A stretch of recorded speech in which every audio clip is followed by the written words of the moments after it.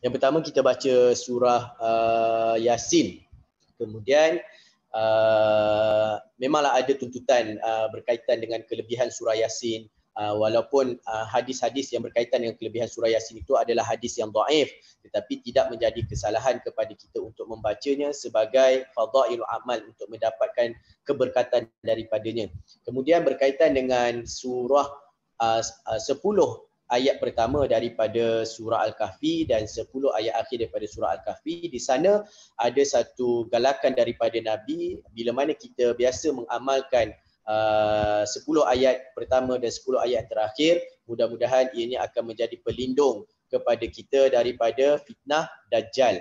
Kemudian kita juga digalakkan untuk membaca surah Al-Mulk pada setiap malam, kalau boleh amalkan sebelum tidur. Kerana surah Al-Mulk ini berdasarkan hadis Nabi SAW, ianya akan menjadi perisai bagi kita di dalam kubur. Kerana kita tahu sebagai seorang Islam, sebagai seorang yang beriman, kita wajib percaya dengan adanya azab kubur. Jadi untuk kita mengelakkan diri kita daripada diazab di dalam kubur, antaranya adalah dengan kita membaca surah Al-Mulk pada setiap malam sebelum kita tidur. Jadi kalau boleh diamalkan, maksudnya malam ni sebagai permulaan, jadikan sebagai satu amalan harian.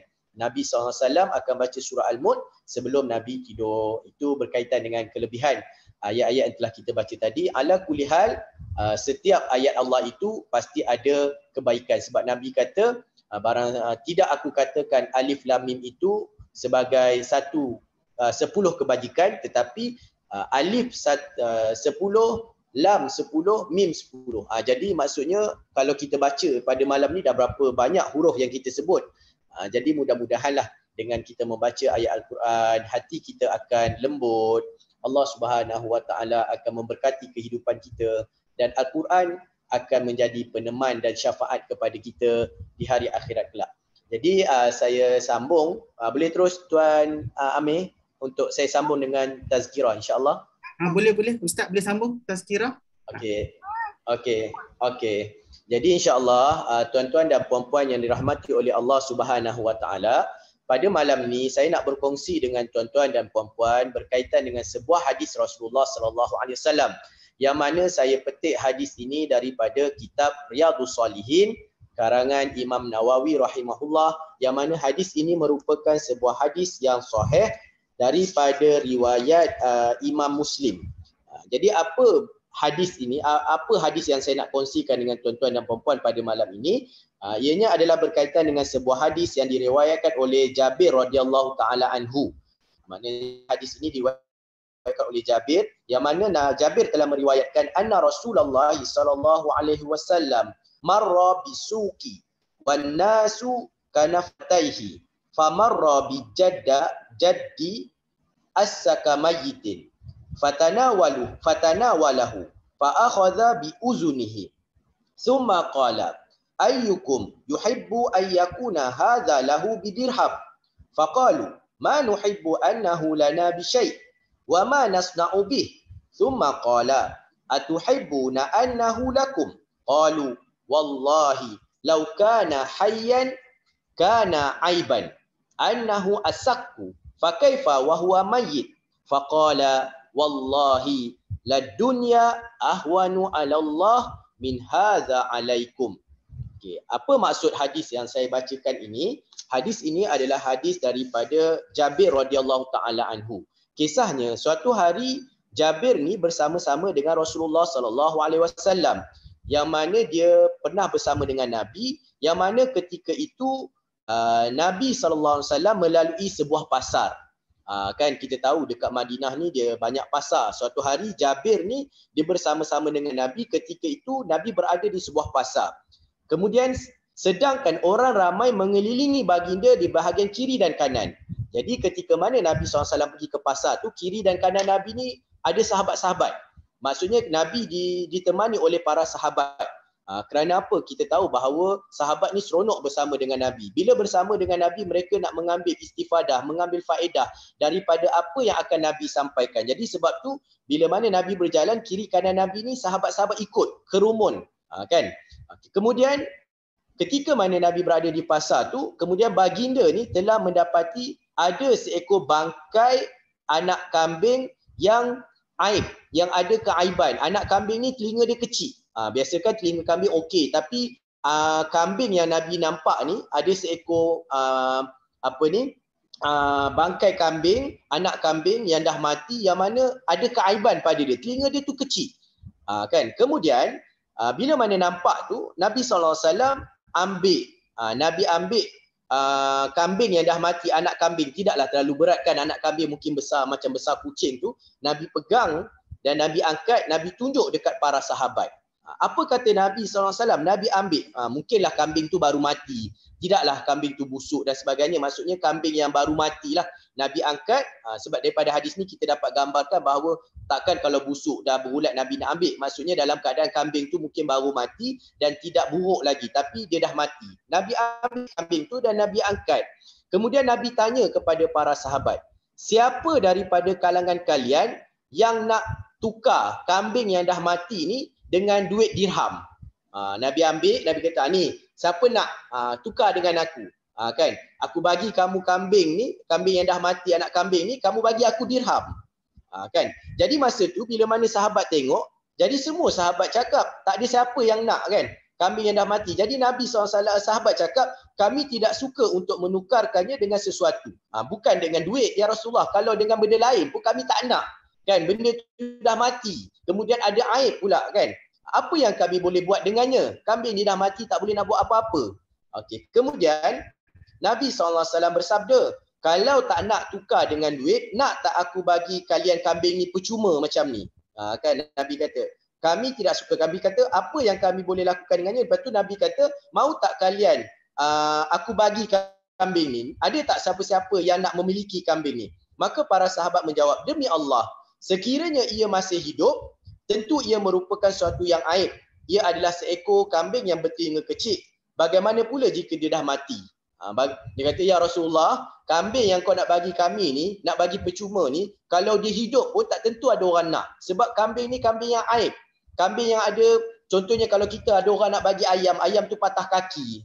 Ataupun ada orang nak bagi kita sesuatu benda, ambillah basikal tu. Basikal tu tengok tayar tak ada, dah rosak dah. Kalau bagi percuma pun tak ada orang nak. Macam itulah maksudnya kan. Mula-mula Nabi kata, nak tak aku tukarkan kalian dengan duit? Sahabat kata, tak nak ya Rasulullah. Okey, kalau tak nak, aku bagilah kalian kambing yang ni bagi percuma macam tu. Ada tak siapa-siapa nak? Sahabat kata, tak naklah ya Rasulullah, kalau dia hidup pun tak tentu ada orang nak kan. Ini tambah lagi dah mati, ada aib pula kambing tu, telinganya kecil. Maka ketika itu, apa yang Rasulullah SAW sebenarnya nak sampaikan kepada sahabat ketika itu? Maka ketika itu Nabi SAW bersabda, demi Allah, sesungguhnya nilai dunia itu lebih rendah di sisi Allah daripada nilai bangkai kambing ini pada pandangan kalian.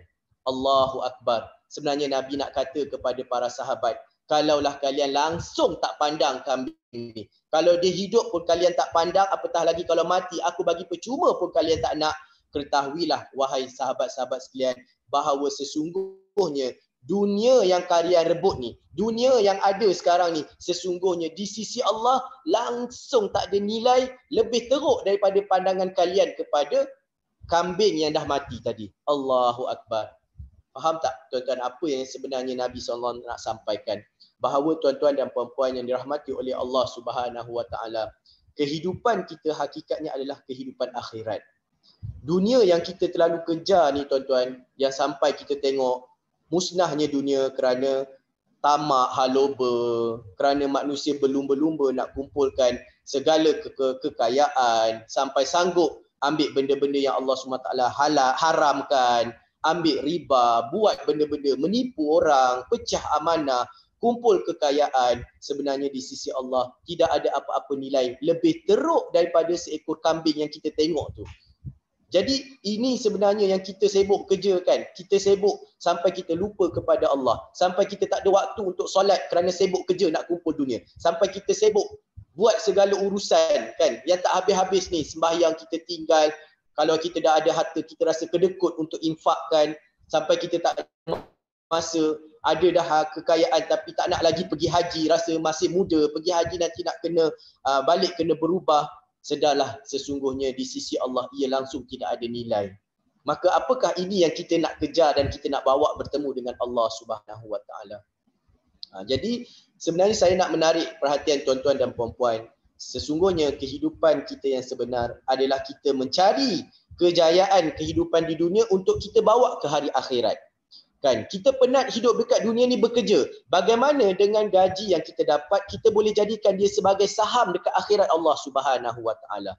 Bagaimana kita hidup dekat dunia ni, di samping kita sibuk bekerja, kita tidak lupakan Allah Subhanahu Wa Taala, yang mana itu adalah matlabat utama kita diciptakan oleh Allah Subhanahu Wa Taala. Allah Subhanahu Wa Taala berfirman, "Wa ma khalaqtul jinna wal insa illa liya'budun." Tidak aku jadikan jin dan manusia itu melainkan untuk beramal ibadah kepada Allah. Kita tepuk dada, kita tanya iman kita. Kalau di saat ini Allah tarik nyawa kita, adakah kita dah bersedia untuk berhadapan dengan Allah Subhanahu Wa Taala? Apa yang kita nak sembahkan kepada Allah Subhanahu Wa Taala? Kan? Maka jadikanlah kematian yang ada di hadapan kita sebagai satu tazkirah yang berkesan pada hati kita. Kita tengok Siti Sarah dah meninggal dan dia membawa satu peninggalan yang baik. Semua orang puji dia. Itu dia dah lepas, itu bahagian dia. Adakah kalau kita pergi bertemu dengan Allah SWT, kita boleh dapat tempat yang macam tu? Maka dengan sebab itu, selain daripada kita sibuk dengan dunia, maka kita kena ada masa-masa untuk akhirat kita. Selain kita bekerja untuk dunia, kita kena tahu bahawa bagaimana kerja kita ini boleh mendapat sesuatu di sisi Allah Subhanahu Wa Taala, supaya Allah Subhanahu Wa Taala pandang kita, Allah berikan rahmat dan kasih sayangnya kepada kita. Kita tak naklah sampai kita bergaduh-gaduhan, bermusuh-musuhan, putus sahabat, tidak bertegur siapa antara adik-beradik. Kerana apa? Kerana kita rebutkan bangkai ni tadi. Kan, bangkai yang sebenarnya kalau orang yang tamak, orang yang sanggup buat benda-benda yang Allah SWT haramkan, kemudian sanggup tinggal solat kerana kerja, sanggup tak nak bersedekah sebab rasa aku penat dah kerja untuk dapatkan ni, tiba-tiba nak bagi orang. Sebenarnya kita berebut-rebut pada bangkai yang seperti mana yang Nabi SAW sebutkan. Dia sebenarnya tak ada nilai pun di sisi Allah Subhanahu Wa Taala. Bahkan mungkin bangkai itu ada nilai lagi dekat sisi kita, tapi pada Allah dunia ni lebih teruk daripada itu. Jadi inilah yang kita kena sedar. Mudah-mudahan apa yang Nabi SAW nak sampaikan itu sampai kepada diri kita. Kan? Kita sedar, ya Allah, aku selama-lama ni yang sibuk-sibuk sangat ambil ni, rupanya dekat Allah tak ada apa-apa pun. Kan? Apa yang sebenarnya aku nak bawa bertemu dengan Allah? Aku nak bawa bangkai ni ke nak sembahkan dengan Allah, sedangkan Allah SWT tak pandang? Jadi inilah kan, saya, tuan-tuan dan puan-puan, semua kita akan bertemu dengan Allah Subhanahu Wa Taala. Maka dunia ini kita jadikan dia sebagai satu jambatan untuk kita mendapat sesuatu yang lebih baik bila mana kita bertemu dengan Allah Subhanahu Wa Taala. Dalam hadis ni juga, tuan-tuan dan puan-puan, sebenarnya Nabi SAW menggunakan satu uslub yang sangat baik, iaitu apa yang dekat dengan sahabat. Jadi dalam kehidupan kita tidak menjadi kesalahan untuk kita menjadikan alam ini sebagai satu tamsilan, sebagai satu perumpamaan, kerana ia boleh mendekatkan kefahaman kita kepada sesuatu perkara. Kalaulah Nabi tak ambil bangkai tu, Nabi tak tunjuk bangkai tu, Nabi cakap, sahabat mungkin tak nampak bagaimana keadaan dunia ni. Tapi bila Nabi ambil bangkai tu, Nabi kata, kau nak tak bangkai ni? Tak nak. Cuma pun tak nak kan? Kau tahu tak, sesungguhnya Allah Subhanahu Wa Taala memandang dunia tu begitulah. Macam mana kita memandang bangkai, kita tak nak, begitulah di sisi Allah Subhanahu Wa Taala. Tapi sebenarnya kita duk sibuk berebut benda tu. Faham tak maksud saya? Maksudnya, jangan jadikan dunia ni segala-galanya. Jangan nampak dunia ni semua kerana untuk kaya, untuk duit, untuk bina, maksudnya segala-galanya, sedangkan semua benda ni kita akan tinggal, dan apa yang kita akan bawa bertemu dengan Allah hanya 3 perkara. Ini kita kena ingat. Saya cukup pegang dengan benda ni. Yang pertama, kalau kita ada tinggalkan sedekah jariah, amal jariah yang kita buat ketika mana kita hidup. Jadi tuan-tuan dan puan-puan yang dirahmati oleh Allah SWT, kadang-kadang kita fikir bila kaya baru boleh buat sedekah jariah, kan? Bila kaya baru boleh buat masjid. Saya miskin ustaz, saya tak ada apa-apa. Kais pagi makan pagi, kais petang makan petang. Apa yang saya nak buat? Saya nak bawa satu kisah secara ringkas. Saya ambil masa sikitlah secara ringkas apa yang saya baca daripada perkongsian dalam Facebook yang sangat menyentuh hati saya. Maksudnya nak buat baik ni bukan kena tunggu kaya berjuta, tidak. Bagaimana ada seorang cikgu, saya tak tahulah cikgu tu dah meninggal dah, dia selalu kongsikan pengalaman hidup dia dalam Facebook. Kan, dia letak suatu hari ketika mana dia sembahyang di sebuah masjid, kemudian lepas habis sembahyang dia duduk dekat tangga masjid. Sebelum dia nak keluar tu tiba-tiba sampai sebuah kereta yang dipandu oleh seorang pakcik. Kan, jadi bila dia duduk kat masjid, macam masjid kampung kita lah, duduk-duduk kat tangga tu, tiba-tiba nampak satu kereta berhenti. Jadi bila mana dia tengok kereta tu berhenti, dia tengoklah ini bukan orang sini ni kan. Jadi dia pun tengok pakcik tu keluar. Bila pakcik tu keluar, mungkin pakcik ni nak sembahyang dan sebagainya lah, pergi ke masjid, ada hajat dia. Bila mana dia keluar, dia bawa bersama dengan dia satu cebok. Tahu kan cebok yang kita mandi tu, atau apa dia panggil cebok lah, saya panggil cebok, ataupun gayung kan, yang kalau kita guna untuk mandi kolah kan. Sekarang ni orang mandi semua shower, tapi dulu kan kolah kena pakai cebok tu kan. Jadi pakcik ni keluar bersama dengan cebok. Dia pergi dekat kolah yang ada untuk orang ambil uduk tu, dia pakai cebok dia untuk ambil uduk dia. Jadi benda ni orang lain tak buat kan, pakcik ni pula buat. Jadi benda ni menyebabkan cikgu ni terfikir, apalah pakcik ni kan. Kan biasanya masjid ni dah ada sediakan cebok, tapi dia ada pula bawa cebok khas dia. Jadi lepas dia ambil semayang pakai cebok dia tu, dia pun semayang. Cetong, ada yang kata cetong kan. Lepas dia habis sembayang, kemudian dia terus, yang cikgu ni dia tak pergi lagi, dia duduk lagi. Dia nak tengok pakcik ni buat apa kan. Kemudian lepas pakcik yang berhenti sembayang ni sembayang, dia terus pergi dekat kereta dia. Jadi cikgu ni terfikir, tadi pakcik tu bawa cebok ataupun cetong tu tadi kan, agak dia terlupa kot, tertinggal. Dia kata, pakcik, tu cetong yang pakcik bawa tu tadi tu tertinggal. Kemudian pakcik tu kata apa dekat dia? Ini yang saya nak katakan ni sebagai satu syawahid. Dia kata apa? Oh, memang menjadi tabiat saya. Pergi mana-mana masjid, saya suka bawa cetong ataupun cebok ni. Kemudian saya akan pakai cebok saya untuk ambil uduk. Lepas habis sembahyang saya akan tinggalkan dekat mana-mana masjid sebagai sedekah jariah saya, dan saya akan wakafkan pada masjid tersebut. Mudah-mudahan kalau ada orang yang datang menunaikan solat dekat sini, pakai cetong ataupun cebok saya ni, mudah-mudahan saya akan mendapat saham daripadanya. Tuan-tuan dan puan-puan dirahmati Allah, kalau kita tanya pada diri kita, cetong, cebok ni berapa ringgit je kalau kita beli sekarang ni kan? RM2 lah, kedai RM2 ekor, RM2 seposen lah sekarang ni kan. Tuan-tuan tengok tak bagaimana kalau pemikiran seorang, dia tak kaya tetapi bagaimana dia berfikir untuk mendapat saham akhirat hanya dengan membeli cetong. Kadang tu saya tersitas, Allahu Akbar. Ini ilham-ilham yang kadang-kadang Allah berikan kepada hamba-hamba dia untuk mendapatkan kebaikan. Kita duk fikir sedekah jariah ni mesti buat masjid, kita fikir sedekah jariah ni mesti besar, tetapi sebenarnya di sisi Allah, sekiranya ianya ikhlas, walaupun hanya dengan RM2 cetong tersebut digunakan oleh orang dengan niat untuk mendapatkan kebaikan, maka inilah yang akan kita bawa kalau kita mati. Kalau kita ada rumah 2 juta, rumah kita 7 tingkat, kita ada kereta hebat, tapi belum tentu 2 juta kereta ni akan bersama-sama dengan kita dalam kubur nanti. Ini yang pertama, sedekah jariah. Kemudian yang kedua adalah doa daripada anak yang soleh dan solehah. Alhamdulillah, saya ada anak. Alhamdulillah Allah kurniakan anak. Inilah saham kita tuan-tuan yang kita nak tinggalkan. Didik anak kita supaya menjadi orang yang faham agama. Bukan seperti, maksudnya bukan mesti jadi ustaz, tidak. Biar dia jadi doktor, biar dia jadi engineer, biar dia jadi apa sahaja. Yang penting dalam dirinya ada kefahaman agama.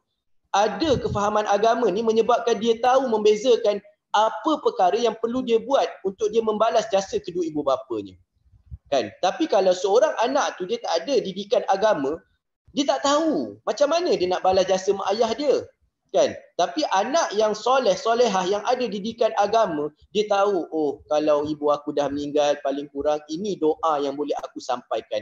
Maka ini harta kita tuan-tuan dan puan-puan. Sebab tu saya seru pada diri saya dan tuan-tuan dan puan-puan sekalian, kita pentingkan agama Al-Quran pada anak-anak kita. Kalau kita boleh keluarkan duit untuk anak kita dapat A dalam subjek sains, boleh pentingkan A untuk subjek bahasa Inggeris dan sebagainya, yang hanya untuk kegunaan dunia, kenapa kita tak boleh keluarkan duit untuk kita didik anak kita, untuk kita ajar anak kita, untuk anak kita faham agama, untuk anak kita boleh mengaji. Paling kurang nanti kalau kita dah meninggal dunia, dia reti nak baca Yasin, dia reti nak baca Quran untuk mak dan ayahnya, yang ketika itu kita berada di dalam kubur, yang kita sangat memerlukan doa daripada anak yang soleh dan solehah.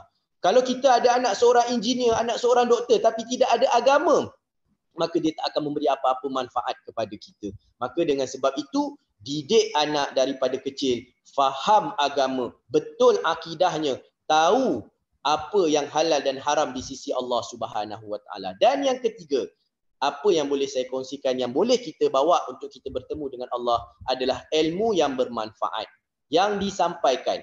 Selalu orang ingat ilmu bermanfaat ni adalah ilmu agama.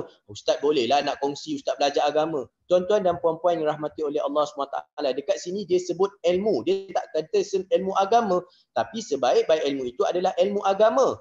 Apa sahaja ilmu? Oh, saya tak pandai lah ustaz, tapi saya pandai masak. Kalau saya buat nasi lemak kat kampung ni, nasi lemak saya lah yang paling sedap. Apalah salahnya resepi nasi lemak tu diajar dan dikongsi dengan orang lain. Orang yang lain belajar, Kak macam mana Kak buat nasi lemak? Tak boleh, kalau aku bagi tahu kau habislah resepi ni, kau jual juga habislah, orang tak laku. Itu pandangan yang tak panjang tuan-tuan. Kalau orang yang panjang pandangannya, ini ilmu yang aku ada. Aku ajar dia. Dia boleh buat nasi lemak sedap macam aku buat, kemudian dia dapat rezeki daripada yang tu. Tuan-tuan boleh bayangkan dengan ilmu ajar nasi lemak je, orang tu belajar, dia buat, pahalanya dapat dekat kita. Mungkin kita dah tak ada suatu hari nanti, ilmu nasi lemak ni berterusan dekat dia. Dia sampaikan dekat anak dia dan berniaga dengan benda tu. Maka itulah ilmu yang bermanfaat sebenarnya. Dalam apa jua bidang, tak payah fikir benda yang besar-besar. Ada orang tanya, Kak macam mana nak bagi sedap masak ni? Ini ilmu yang ada. Okey, kalau nak pergi sekian, saya tak adalah ilmu besar, tapi ini ilmu yang saya dapat masa belajar. Kalau kita nak berniaga, kita nak buat macam ni, gunakan macam ni, macam ni. Nampak tak? Setiap ilmu yang bermanfaat, yang boleh memberi manfaat kepada orang, maka itulah saham akhirat yang boleh kita bawa bertemu dengan Allah Subhanahu Wa Taala. Jadi saya rasa sekadar itulah, lebih pula masa. Minta maaf lah Master Amir, kan saya ni kalau bercakap saya tak boleh nak habiskan jugalah supaya sampai matlamat tu kepada para pendengar dan untuk saya sendiri sebenarnya. Jadi ingatlah tuan-tuan bahawa dunia ini sementara, akhirat itulah kekal selamanya. Kita sebagai orang Islam, kita beriman dengan adanya kehidupan selepas kematian, dan itulah kematian, kehidupan yang tidak ada penghujungnya. Kalau di sana kita berjaya, kita akan berjaya selama-lamanya. Kalau di sana na'udzubillah, kita na'udzubillah lah, kita tak nak sebut yang tu, maka dia tidak ada pengakhiran sebenarnya. Dan dunia ini semuanya sementara. Gembira sementara, sedih sementara, tak ada orang gembira selama-lamanya. Kalau dia gembira je, the hospital sakit jiwa lah tempat dia kan, gelak, senyum je, kan? Kan? Maksudnya ada waktu kita gembira, kan? Ada waktu kita sedih, dan sedih pun tak selama-lamanya. Akan datang sinar bahagia, kan? Malam akan bertukar dengan siang. Jadi maksudnya dunia ni sementara. Hakikat kehidupan kita adalah hakikat akhirat yang akan dinilai dan dihitung oleh Allah SWT. Jadi gunakan peluang hidup yang Allah berikan kepada kita untuk kita memperbanyakkan amalan supaya kehidupan kita di hari akhirat akan diberikan keredaan oleh Allah, keselamatan oleh Allah. Mudah-mudahan kita akan dimasukkan oleh Allah ke dalam syurganya.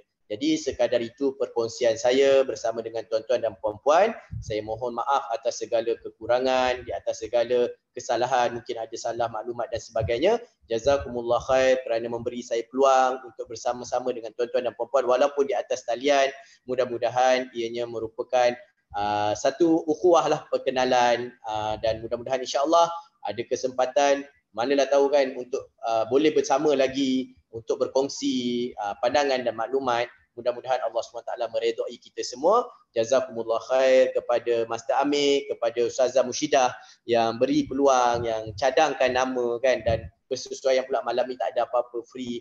Jadi mudah-mudahan ianya bermanfaat untuk semua. Jadi saya serahkan semula kepada Master Amir. Falyatafaddal mashkura. Terima kasih banyak. Jazakumullah khair. Barakallahu fikum. Terima kasih Ustaz. Sedap Ustaz bagi tazkirah. Ustaz bersyarah dekat UPC ya? Masya-Allah.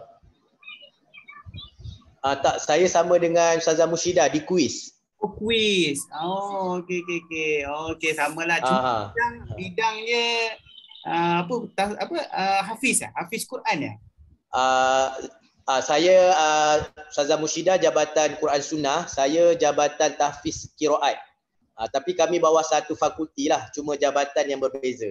Oh, jabatan berbeza. Oh, itulah dapat. Terima kasih banyaklah yang dikongsikan pada malam. Barakallahu fiik. Baik, sangat bermanfaat lah. Masya-Allah, tabarakallah. Hadis yang dikongsikan mudah-mudahan insya-Allah. Pertama kali saya dengar lah, kan, daripada riwayat Muslim Oh, masya-Allah, alhamdulillah. Riwayat Imam Muslim, kalau tuan boleh buka dalam kitab Riyadhus Salihin Imam Nawawi rahimahullah. Okey. Yang buku tebal tu kan. Okey. Kenapa insya-Allah nanti kita akan refer. Okey, terima kasih banyak-banyak Ustaz. Insya-Allah. Meluangkan masa Barakallahu fiik. Jam bersama kami.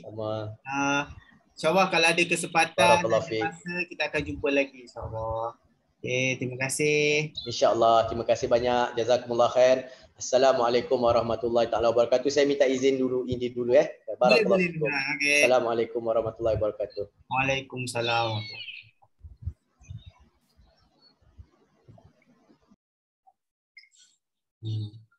Okay, terima kasih semua yang dapat hadir pada malam ni. InsyaAllah kita akan buat sesi bacaan Quran bersama dengan ustaz-ustaz setiap minggulah, Khamis, malam Jumaat, dengan tim Maestro lah. InsyaAllah kita akan maklumkanlah untuk minggu depan punya. Okay. Semoga kita semua dapat sesuatu lah dari perkongsian daripada ustaz pada malam ni. Siapa yang tak sempat nak dengar daripada awal tadi, kita ada recording. Nanti Ami akan share dalam link YouTube nanti. InsyaAllah nanti jumpa lagi. Assalamualaikum warahmatullahi wabarakatuh.